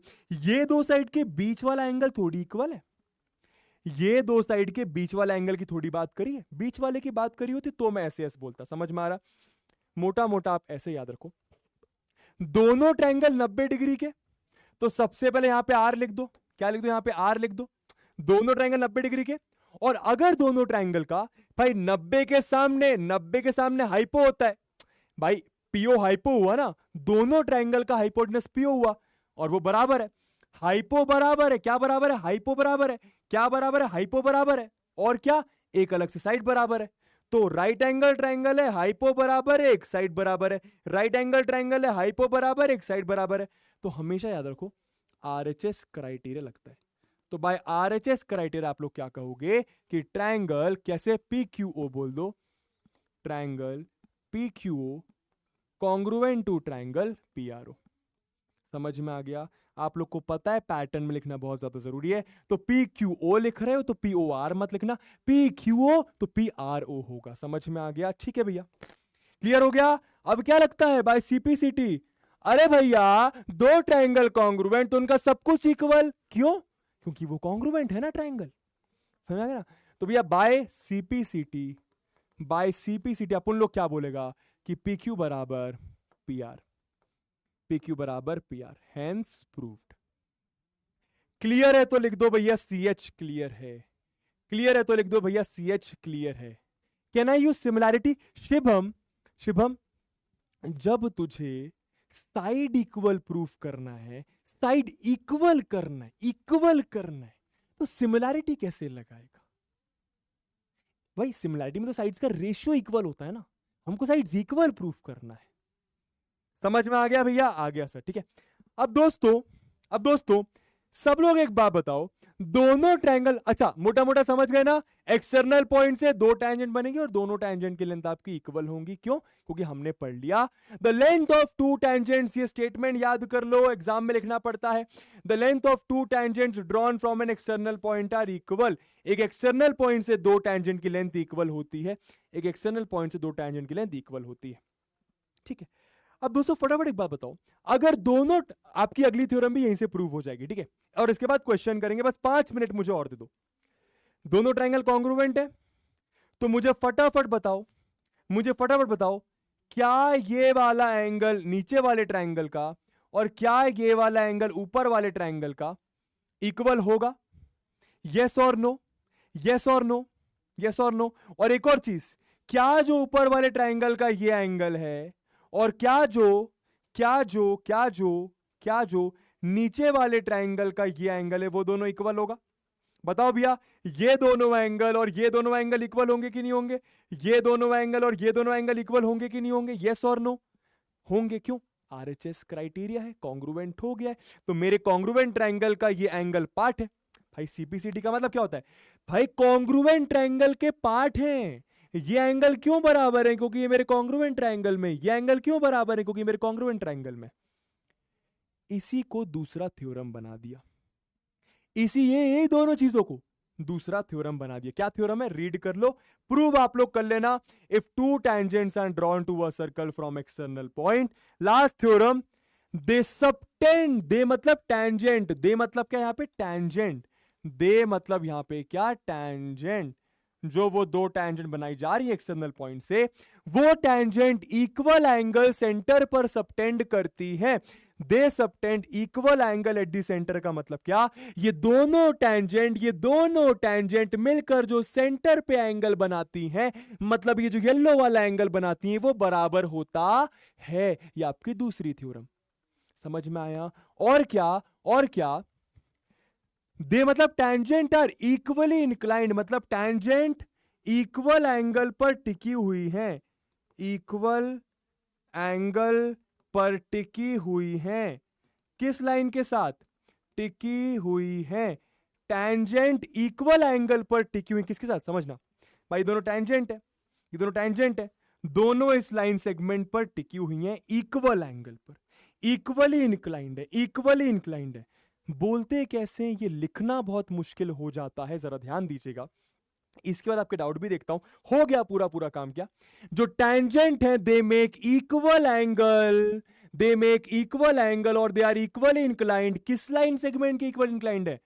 Joining the centre to that point, joining the centre to that point. ये लाइन सेगमेंट क्या है? जो सेंटर को ज्वाइन कर रही है उस पॉइंट से। तो यहां पर वही लिखा है, they are equally inclined to the segment, to the line segment joining the centre to that point. आपको ये दोनों पॉइंट क्लियर हुए तो एक बार प्लीज थम्स अप करिएगा। सिंपल है, थम्स अप करने के पहले सिंपल बात समझ लो। पहली वाली का मतलब क्या कि ये दोनों इक्वल, दूसरी वाली का मतलब क्या कि ये दोनों इक्वल। समझ में आ गया? बोलते कैसे हैं इसको, कैसे बोलते हैं कि ये दोनों क्यों इक्वल है? क्योंकि tangent subtend equal angle at the center। ये दोनों क्यों इक्वल है? tangents are equally inclined to the line segment joining the center to that point। समझ में आ गया तो प्लीज एक बार थम्स अप कर दीजिए। और यहां पर आपकी सर्कल्स की सारी कहानी खत्म। सर खत्म? सर खत्म हो गई सर? भाई इतना ही है? हाँ भैया बस इतना ही है।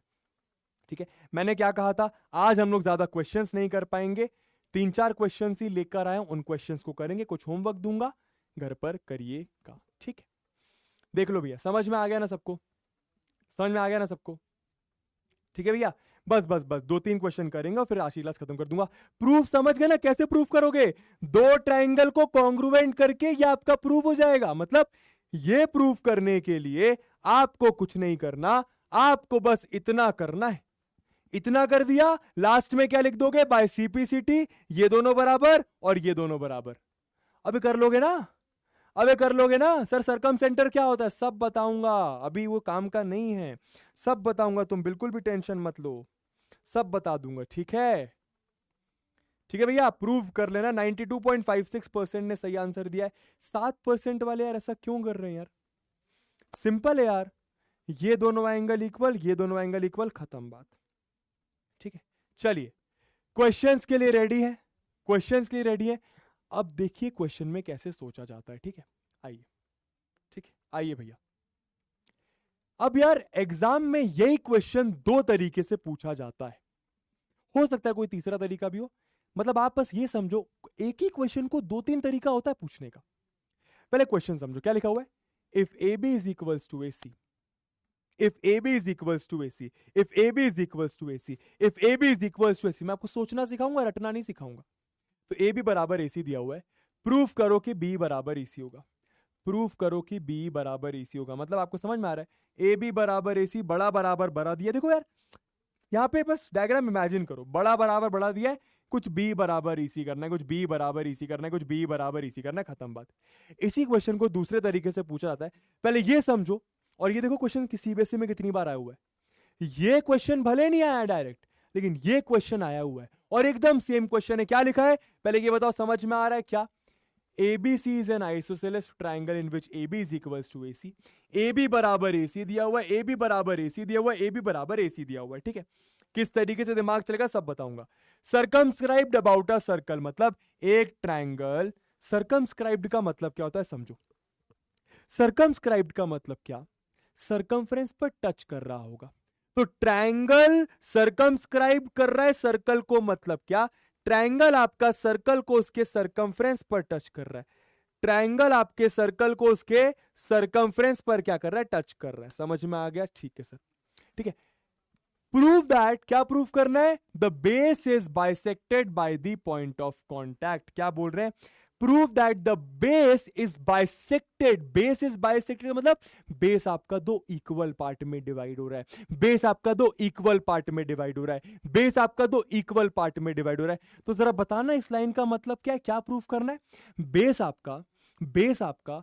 आपका दो इक्वल पार्ट में डिवाइड हो रहा है, मतलब क्या प्रूव करना है? B बराबर EC करना है। मतलब इस चीज का मतलब क्या है? जो पिछले क्वेश्चन में लिखा हुआ है वही मतलब है। पहले ये बताओ, दोनों क्वेश्चन का सेम मतलब है, ये समझ में आया तो लिखो आया। दोनों क्वेश्चन का सेम मतलब है, ये समझ में आया तो लिखो आया। जो बेस है वो बाइसेक्ट हो रहा है, मतलब दो इक्वल पार्ट में डिवाइड हो रहा है। ठीक है, तो एक ही क्वेश्चन को पूछने के दो अलग अलग तरीके होते हैं और यहां पर सर्कल्स में अक्सर ऐसा होता है। चलिए दोस्तों, कैसे दिमाग चलेगा? कैसे दिमाग चलेगा? सर यही तो नहीं आता है और कोई टीचर ये सिखाता भी नहीं है। बहुत आसान है, देखते हैं जरा। ठीक है, ये तो आसान क्वेश्चन है, जरा देखना। दोस्तों ए बी बराबर AC दिया, लिख लो। दोस्तों गिवन में क्या दिया हुआ है? ए बी बराबर AC लिख लो। टू प्रूफ क्या करना है? B बराबर BC। अच्छा, क्या क्या चीजें हमें क्लियर है? कि हमें क्लियर है कि एक सर्कल है, ठीक है, ये दो टेंजेंट है, ये दोनों टेंजेंट की लेंथ क्या होगी? भाई मोटा मोटा ये दोनों टेंजेंट की लेंथ बराबर होगी, समझ में आ रहा है? हाँ सर। ये दोनों एंगल 90 होंगे, हाँ सर। भाई ये वाला एंगल इसके बराबर होगा, हाँ सर। भाई ये वाला एंगल इसके बराबर होगा, हाँ सर। ये चारों बातें बस आपको सर्कल्स में याद रखनी है, ये चारों बातें बस आपको सर्कल्स में याद रखनी है। अब इन बातों में एक चीज ध्यान दो, एक ही बात ऐसी है जो साइड की कर रहा है। भाई एंगल 90, दोनों बराबर, दोनों बराबर, तो तीन बातें एंगल के ऊपर हैं, तीन बातें एंगल के ऊपर हैं, बस एक बात साइड के ऊपर है। समझ में आ गया? अब यहां पर बताओ, आपको कुछ साइड इक्वल लाना है, आपको बी बराबर ईसी लाना है, बी बराबर ईसी लाना है, बी बराबर ईसी लाना है, आपको कुछ साइड इक्वल लाना है। मतलब उन चारों कॉन्सेप्ट में क्या आएगा आपके दिमाग में कि tangent from external point are equal in length. आपको डायग्राम देख के भी समझ में आ रहा है। भाई एडी एक टेंजेंट है, एएफ एक टेंजेंट है, भाई बीडी एक टेंजेंट है, बी एक टेंजेंट है, भाई सी एक टेंजेंट है, सी एफ एक टेंजेंट। मतलब एक्सटर्नल पॉइंट ए से दो टेंजेंट ये है, एक्सटर्नल पॉइंट बी से दो टेंजेंट ये है, एक्सटर्नल पॉइंट सी से दो टेंजेंट ये है। तो दिमाग में कैसे आया? कुछ साइड इक्वल लाना है, मतलब समझ में आ गया? क्या हो गया? रॉन्ग क्या है? बी बराबर, हाँ ठीक है ठीक है, इसको सही कर लेना, वो तो मैं सही कर ही दूंगा ना जब प्रूफ करूंगा, तो उस पर ध्यान मत दीजिए। अब देखो दिमाग कैसे चला, अब देखिए भैया जी दिमाग कैसे चला। ठीक दोस्तों, सबको इतनी बात तो समझ आ रही है, जब मैं प्रूफ करने जाऊंगा तो सब लोग एक बात तो लिख सकते हो क्या, कि एडी बराबर एएफ होगा, बीडी बराबर बी होगा, ये आपको लिखना पड़ेगा, इसके मार्क्स होते हैं, और सी बराबर सीएफ होगा। ये बात तो सबको समझ में आ रही है। क्यों?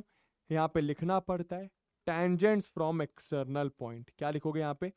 Tangents from external point. ऐसे शॉर्ट फॉर्म में भी लिखोगे चलेगा, पूरा पूरा लिखना तो क्या लिखोगे? Tangents from external point are equal.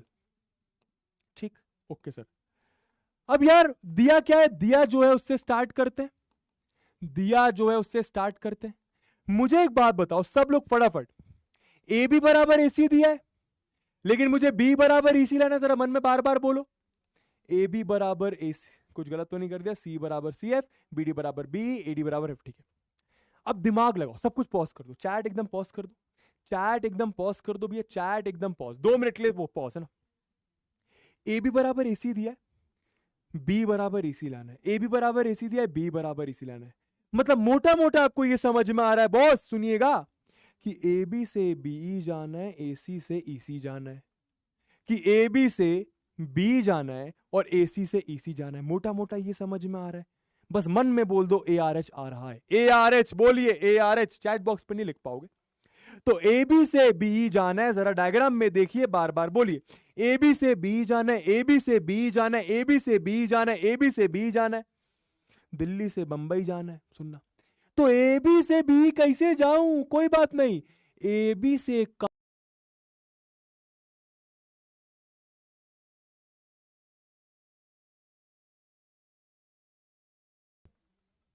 क्यों बंबई जाना है, ए बी से बी जाना है, दिल्ली से बंबई जाना है, डायरेक्ट कोई कनेक्शन नहीं है, तो वाया चेन्नई चले जाता हूं। कहने का मतलब क्या, कि ए बी से पहले बी डी चला जाता हूं, और क्योंकि बी डी बी के बराबर है तो फिर बी डी से बी चला जाऊंगा। यस और नो? ऐसे दिमाग लगाना है। तो सिंपल है, ए बी से बी डी कैसे जाऊं? ए बी से बी डी कैसे जाऊं? ए बी को आप ए डी प्लस डी भी लिख सकते हो। सर ए डी भी तो आ गया, जाने दो ना, बाद में देखेंगे। तो ए बी से पहले A D plus D B लिखा, ए बी को मैंने लिखा A D plus D B. समझ गए? हाँ सर, हाँ सर समझ गए। अब डी बी क्यों गए भैया? ताकि बी जा पाए। तो बस यहां पे क्या आ गया? A D plus D B को लिखा बी। समझ में आ गया? हाँ सर। वैसे ही एसी से ईसी जाना है, तो एसी से ईसी डायरेक्ट नहीं जा पाऊंगा, तो एक काम करता हूं, एसी से एफसी चला जाता हूं, फिर एफसी से ईसी जा सकता हूं। क्यों? क्योंकि एफसी ईसी बराबर है, टेंजेंट फ्रॉम एक्सटर्नल पॉइंट बराबर है। अब ये धीरे धीरे माइंडसेट आपका डेवलप हो जाएगा। ठीक है, तो एसी को एएफ प्लस एफसी लिखा। क्यों लिखा? क्यों लिखा इज इंपॉर्टेंट दोस्तों, क्यों लिखा इज इंपॉर्टेंट, ताकि AC से FC चला गया, अब FC को C कर देता हूं, FC को C कर देता हूं, तो AF प्लस C। अब देखो भैया, B और EC, B और EC, B और EC, B और EC, B और EC आ गया, ये दोनों आ गया, ये दोनों आ गया, मतलब ये दोनों नहीं चाहिए होगा भाई, ये दोनों आ गया ना, मतलब ये दोनों नहीं चाहिए। तो AD और AF जरा ध्यान से देखिएगा, AD और AF, AD और AF, AD और AF, ये नहीं चाहिए, मतलब कट रहा होगा, और कटता का जब बराबर होता है, और ये दोनों बराबर भी है। AD और AF बराबर है कि नहीं है भाई, AF इधर आएगा, आप ऐसा कर सकते हो, देखो सिंपल, आप इसको AD लिख सकते हो, AD इधर आएगा तो AD माइनस AD 0, डायरेक्ट कर दो, क्या डायरेक्ट कर दो, कट गया, हेंस प्रूव्ड B बराबर EC। समझ में आया, हेंस प्रूव्ड।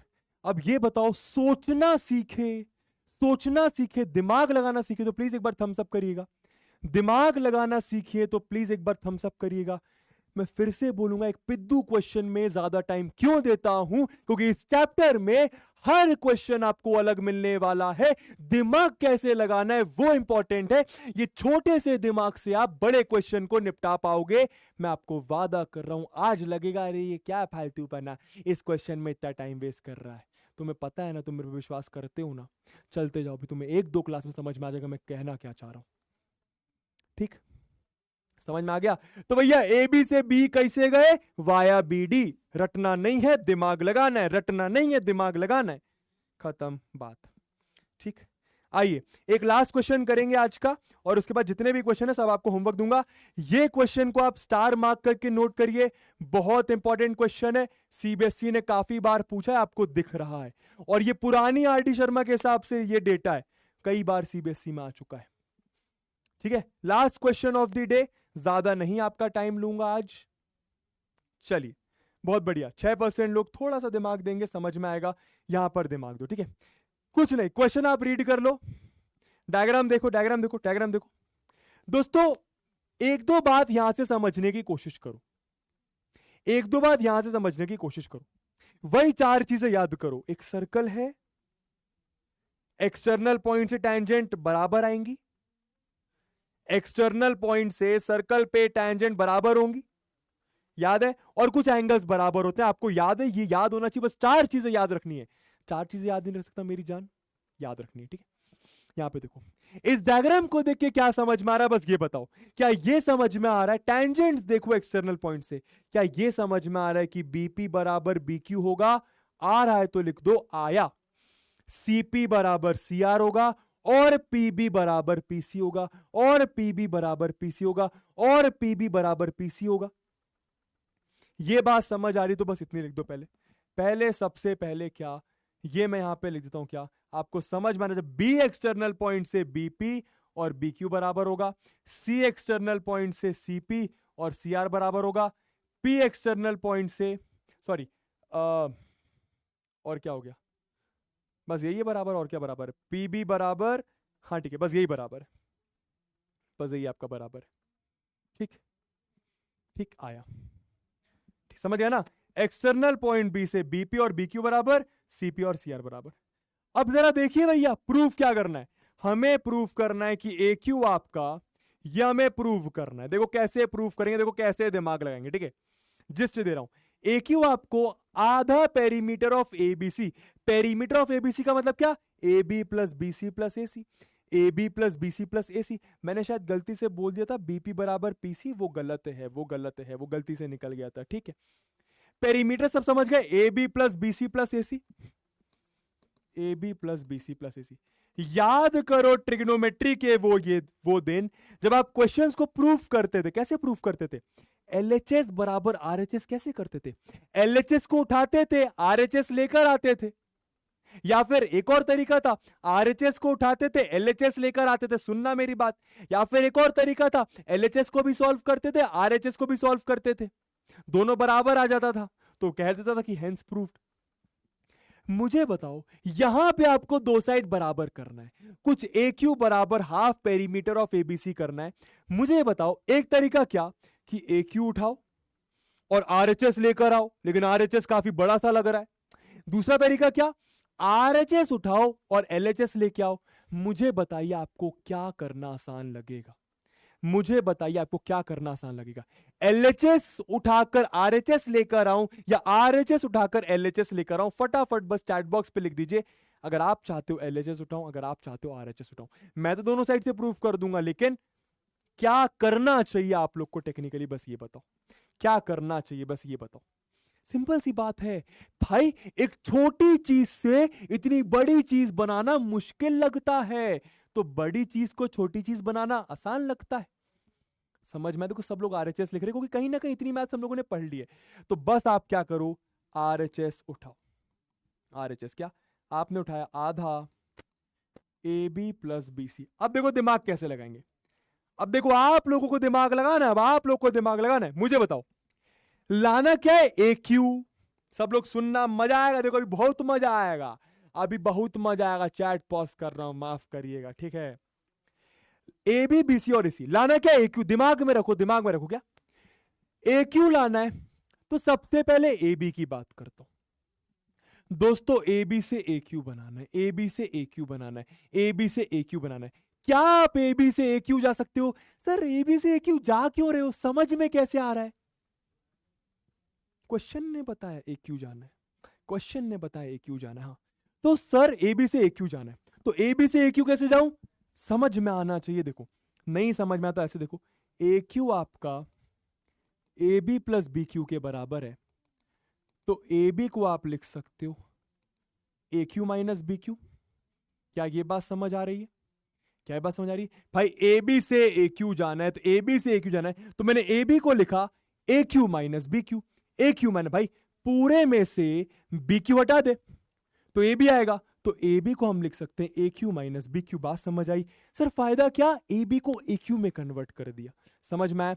आराम से देखना, एकदम आराम से देखना, ठीक है। तो ए बी को मैंने लिख दिया ए क्यू माइनस बी क्यू। ये बात मेरे ख्याल से समझ में आई होगी।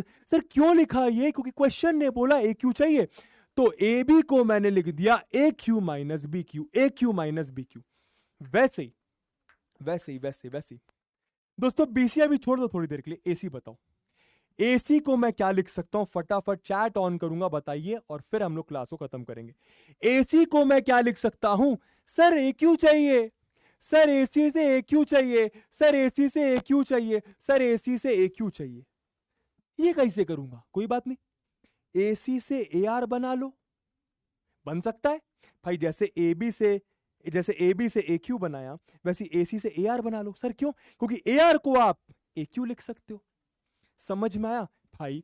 आप यहां पे एक और चीज ऐड कर लीजिए, जैसे बीपी और बीक्यू बराबर है सीपी और सीआर बराबर है ए क्यू ए आर बराबर। भाई एक्सटर्नल पॉइंट ए से एक टैंजेंट ए क्यू, एक टैंजेंट ए आर, तो ए क्यू बराबर ए आर भी तो होगा।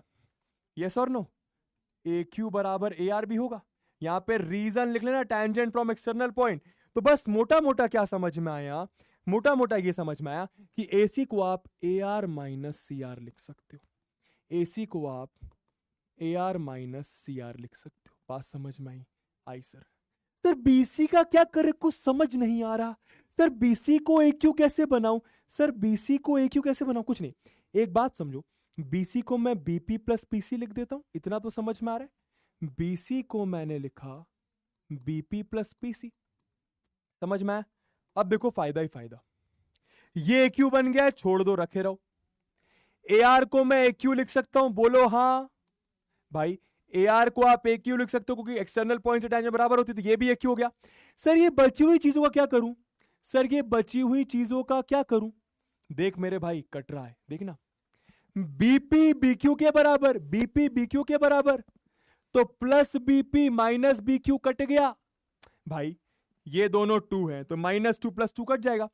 पीसी और सीआर बराबर, पीसी और सीआर बराबर, तो अगर ये 3 होगा तो ये भी 3 होगा, तो +3 - 3 कटेगा। देखो प्लस पीसी माइनस, समझ गया ना?